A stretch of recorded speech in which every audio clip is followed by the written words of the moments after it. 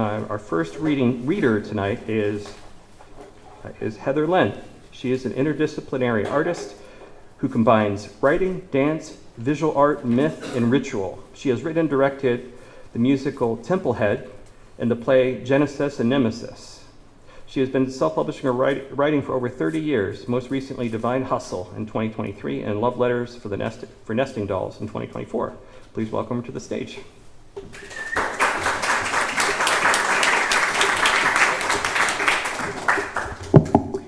Hello.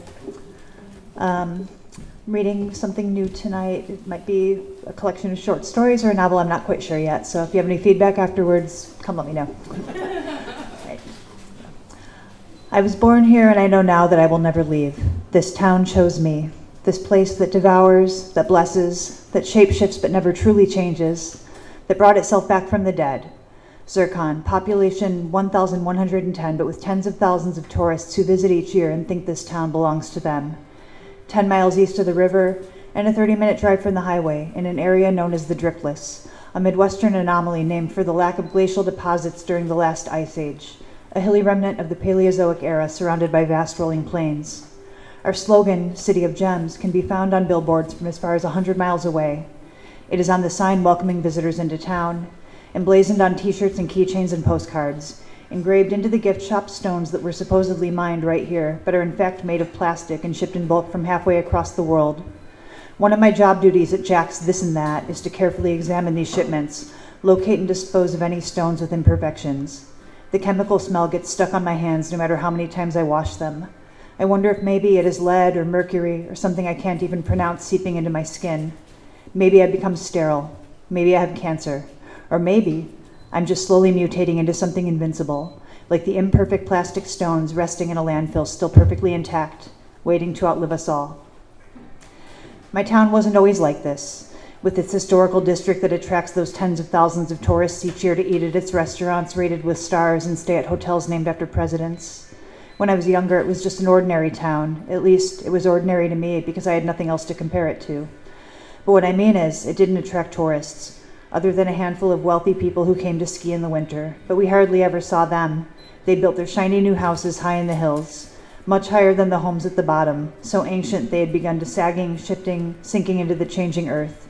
Too much trouble to tear down, too expensive to repair, so we let them sink. And the wealthy winter people came to ski when our poverty was covered with snow, and they didn't talk to us, and we didn't talk to them. It was my classmate Sarah Jackson's mother who came up with the idea of revitalizing the town, or at least the one who got the ball rolling by raising money to fix up some of the buildings, getting Zircon written up on travel websites that put us in articles like, the 10 best places in Illinois you've never heard of. There's a rumor that Miss Jackson's campaign had less to do with caring about the town and more to do with getting revenge on the wealthy winter people, or maybe just one in particular. Everybody knows that Sarah Jackson doesn't have a father, and she doesn't look like anyone else from here, with her straw-colored hair and upturned nose. This is just speculation, of course. But if there's any truth to it, Miss Jackson sure got her revenge. When Zircon became a tourist destination, the once pristine hills became overrun with garbage and screaming children and their parents who don't even really ski, but are trying to look like they do in the photos they're posing for. Then all the rich people had to find some other town to ski above. They sold their winter getaways for less than it cost to build them to the people in town who'd been smart enough to convert their crumbling old homes into quaint guest houses. A long time ago, before the revitalization and before the winter people and even before the houses started sinking, Zircon was once an important city, like the cities that people know about even if they're a few states away. Chicago, Cincinnati, Milwaukee. Even if you've never been anywhere like me, you know about some places because of the things made there, stamped with their names, then sent all over the country. Zircon was once a manufacturer of a special kind of glass. Some people still collect it, and apparently it's worth a lot of money. But the factory that was built there, due to its proximity to a river and a train, was shut down and moved to the same area halfway across the world that manufactures our plastic stones. The train stopped running and the river turned brown. A lot of people migrated to other cities, but some of them decided to wait it out, believing that the town would find a way to turn it around. And for their grandchildren, this ended up being true, thanks to Miss Jackson's campaign. There were benefit shows and auctions, and then the state gave us a grant. The signs went up on the highway. And even before there was anything to do here, people started to come. Sometimes entertaining people is just telling them that they're being entertained. We opened a theater. Our high school English teacher became a magician on the weekends, and his shows in the park were so successful he quit teaching and started his own magic club. The replacement English teacher let us spend all of our class time doing creative writing, told us to write ghost stories or fictional accounts of events that had happened in the town, and some of the better stories got incorporated into our official history. There was a vice president who grew up here, one of the ones no one remembers, and Miss Jackson got people to care about that. I guess if you act like something is important and you can get enough people to agree with you, it becomes true. We rewrote our history. The town once famous for manufacturing glass was reinvented as a place where gems like zircon and even gold were mined. Anyone who knew anything about history or geology would know this couldn't be true, but people believe what they want to believe. They would like to think that this town was named after a beautiful gemstone the city was supposedly built on, rather than Louis Zircon, prominent fur trader and childhood friend of Vice President whoever. There are tours of many of our historical homes, but absent from the tour is the house where Louis Zircon lived with his family and kept slaves for years. Some of the older people in town will defend him. He didn't technically keep them, you know. He just didn't tell them they were free. They could leave any time, and besides, some of them actually preferred it that way, taken care of and all. They know better than to say things like this in front of the tourists, but the truth is that Zircon is one of those towns that is technically in the north, but feels like it's in the south. That's what my mother used to say anyway. I don't know what happened to the people he enslaved after Louis Zircon died, but I do know that his son Louis II converted the old slave quarters into a secret room where he kept first the animals and then the people he abducted. It is in this secret room, in this house that has been abandoned since the night the mob dragged Louis II away, that I had my first drink and my first acid trip and my first awkward attempt at sex. The children of Zircon know all about the houses that are not part of the tour, the secret rooms, the underground passages, the makeshift graveyard along the train tracks, the river island that you never swim or even sail too close to, the history written in blood and passed down from generation to generation. Most importantly for us, we knew where we could go to get fucked up without being discovered. But that was years ago. The only high I get these days is from the chemicals at work. My back hurts when I wake up, and there's always a dull pain in my left shoulder. Every year it gets harder to reach up and stock the top shelf. People tell me that I'm still young, or when they find out how old I am, they tell me I don't look my age. I guess they mean it as a compliment, but I don't give a shit what I look like. I feel old. I used to dream about leaving, but I'm not like Amber, not like Jackie. I never heard from Amber once she left, which didn't surprise me because she told me when she got out she wouldn't look back. But Jackie still sends postcards to his father's gift shop. I read them and study the images of the cities where he's traveled. I created a shrine out of them in the stockroom along with some of the prettier, imperfect plastic stones I can't bear to throw away. I used to sometimes light a Zircon-branded votive candle there too until Jack Sr. told me if I kept that up, he would have to start docking my pay. But today I lit a candle in defiance.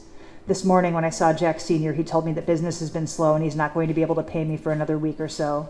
The gas and electricity have already been shut off. I pocket a few candles to take home with me. The new tourists are families with medium amounts of money and no taste.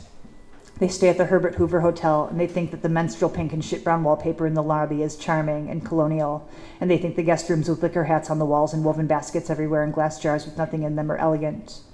My first job was as a maid at this hotel, and at 16, I was impressed by what seemed like wealth to me at the time, and I cared about doing a good job. I thought, if people are paying so much money, a room for one night cost more than I made in a month, they deserve to stay in a nice, clean place. But after a few weeks of seeing the destruction they left after checkout, I knew what they really deserved. They would sneak in their pets, and later I would discover animal shit hidden under the bed, dirty diapers in the sink and vomit-stained towels stuck to the floor, bed sheets covered in booze and blood and sweat and grease. I'd find crumbs and sauce and sometimes even bones from the leftovers they ate in bed, handprints on windows and walls and even the ceiling somehow. Is this what vacation is, I wondered? A chance to go somewhere far away and do whatever you wanted with no consequences? They would steal anything that wasn't nailed down.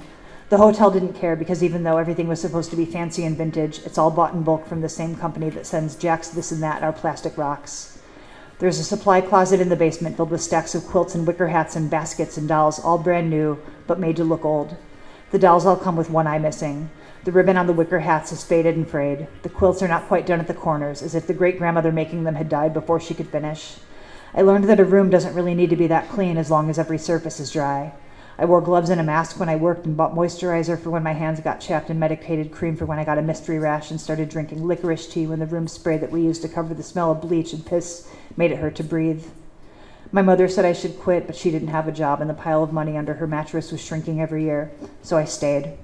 Until one day in school, Jackie noticed I was scratching at a rash on my hand. He was sitting behind me in English class where I was trying to come up with a ghost story. He took hold of the hand that was scratching, and he was the opposite of a ghost. "If you keep doing that, you're going to make it worse." He was good at whispering. He could make it sound like breathing. I knew if I tried to whisper back, the teacher would hear, so I just shrugged. "Come with me after school," he whispered. I just nodded. If Jackie wanted me to go with him somewhere, anywhere, I would be there. I had no illusions he wanted anything from me. He was gorgeous and perfect, but he was also kind. This was the magic of Jackie, and this is why he got away and never came back. But before he did, he met me after school, and together we walked to Jack's This and That, and he introduced me to his father, Jack Sr., who agreed to hire me that summer when Jackie left for college. "It's not the most exciting job in the world, but it's better than that hotel," Jackie said, and he kissed my hand. I knew he didn't mean anything by it. I know kissing girls' hands was just the kind of thing you could get away with when you're gorgeous and perfect. But I wanted it to mean something. "Please take me with you when you go to school," I wanted to say. "I'll clean your dorm room and wash your clothes and do whatever you want. Just let me stay near you where I feel like everything might be okay." But I just thanked him for helping me get the job, and 2 months later I said goodbye to him, and years later I still collect his postcards, and I miss him, but I understand why he never came back. My mother died last winter, and Amber left in the spring. She didn't abandon me exactly because she told me I could come with. For years she'd begged me to leave. I kept telling her I couldn't. I think she believed I'd feel differently if I didn't have my mother to consider. But after she died, Amber couldn't wait for me anymore. Part of me wanted to go, but by then I knew the town wouldn't let me leave. I didn't know how to explain it to her, but I didn't understand, something I only felt in my bones. So I just said goodbye. I watched her go, waiting until the car she'd bought with the money saved from years of giving tourist dads hand jobs behind the restaurant where she worked as a waitress was out of sight. Then I allowed myself to cry. I packed up what few possessions I had from our shared apartment above the store downtown that sells sanitized tarot readings, child-friendly ghost tours, books about the fictional haunted history of Zircon, and I moved back to my family home where the real ghosts are. Thank you.